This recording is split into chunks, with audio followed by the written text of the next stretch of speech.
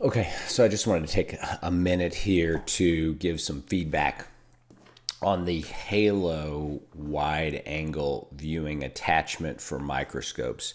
And basically, what the Halo is it's a biome equivalent or an alternative to the biome. And Rob asked me to try this out. I'm not paid for this or anything. He just reached out and said, "Hey, I know you love wide angle viewing. I know you use Ingenuity a lot, and I want to get some feedback on your thoughts about this new product." And so I'm always open to things like that. So he sent it to me, and we used it on a handful of cases. And honestly, I'll have to say that the two things that I think about when I think about the utility of this and my first impressions of this device is number one, versatility, and number two, value. Okay. So, versatility. The thing that makes the Halo so versatile is the fact that you can use the reusable lenses. I'm personally not a fan of any reusable lenses. I don't use reusable lenses. In my mind, to get the most out of the beautiful view we get from Ingenuity, you really need disposable lenses because over time those lenses can deteriorate, the reusable ones can deteriorate. But when I look at the disposable lenses, specifically the HD lenses from Oculus, they fit on perfectly. They work flawlessly with this setup in this device. And so the ability to utilize existing lenses on the Halo makes it incredibly valuable. You're not locked in to using just the platform that works with Halo. You can use the HD lenses if you want to. You can use your own reusable lenses if you like those from a previous system. That adds versatility to this and makes it every bit the equivalent of what we're currently using with the Biome. The second thing that makes it very versatile is the fact that actually the focus throw has a much longer throw on it. So adjusting focus, you can adjust focus and you can get focus when you have a condensing lens on your microscope that's either 175 millimeters or 200 millimeters. So you don't need a different unit to be able to match it up to your microscope. And I'll give you an example. A few years back, our scopes in our operating room, our surgery center, got kind of mixed around, and we have a 200 millimeter and a 175 millimeter condensing lens. One the cataract surgeons like, one we like, and so we got the wrong one. And I tell you, it threw everything off because suddenly we couldn't focus it the same way that we used to. And there were a couple of cases where we were at this extreme end with that microscope of focusing our biome and could not achieve a really great crisp focus.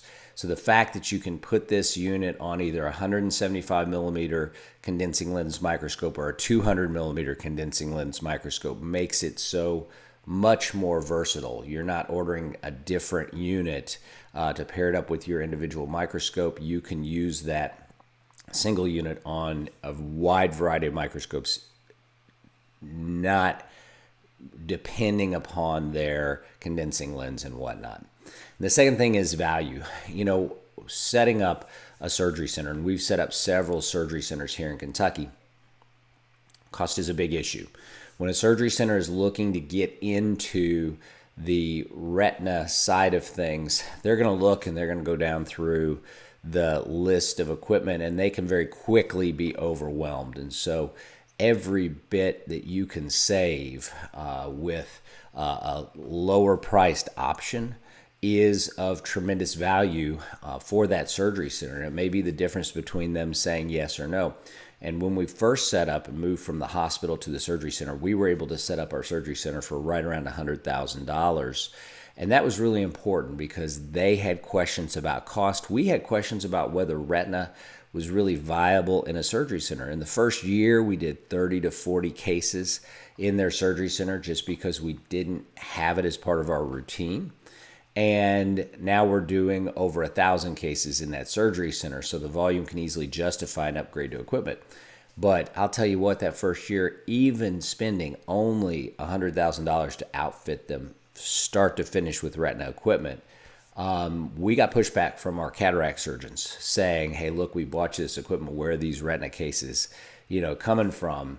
And I'll tell you, anything that you can do to lower that entry point will help you get into a surgery center. So this is a great unit if you're looking to start up in an area of a new surgery center. And finally, I'll tell you, just having good competition in this marketplace is essential.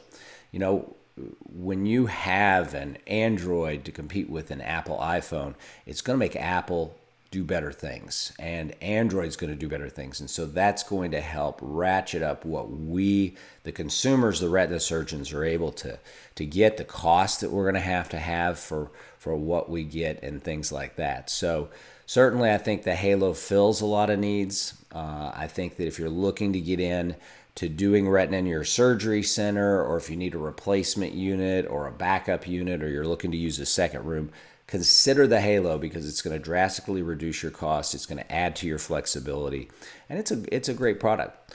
Caveats here: I've used it for a couple of weeks, so long term I want to see how this holds up. That's always a really important thing to think about, an important thing to look at. But for the most part, I'll have to say that it performs every bit as well as what we see in higher priced units, and adds to the versatility. Thanks for watching.